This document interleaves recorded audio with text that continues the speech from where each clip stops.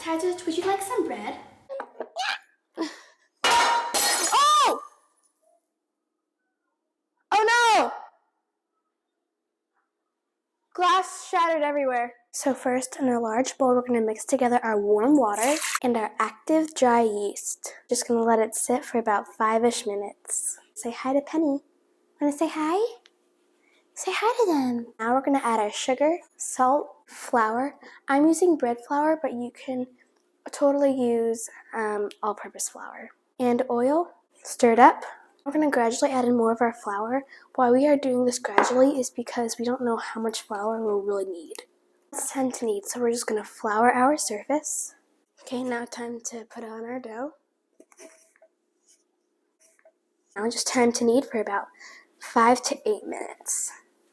Why we knead is that it activates the strands of gluten in the flour, which will give us a nice structure bake.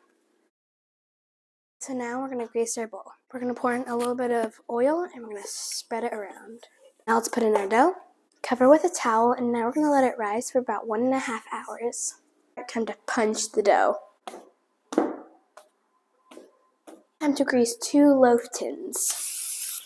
Spread it around so the oil gets evenly distributed. Now we're going to split this dough into 2. We're going to put half of it into a loaf tin.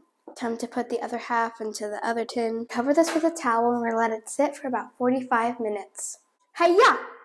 Okay, I know we're making bread, but these cookies are legit, right, Dad? Yeah, they are amazing. Probably the best cookie you've ever made. Like this video if you like to see this recipe. Now these are going to go at the oven at 350 degrees for about 30 to 33 minutes. Don't you see that right there? That's from the gluten. Where's my oven mitts? Oh! Oh no! Glass shattered everywhere. Just talk about how beautiful this looks. Thank you for watching this video. Bye!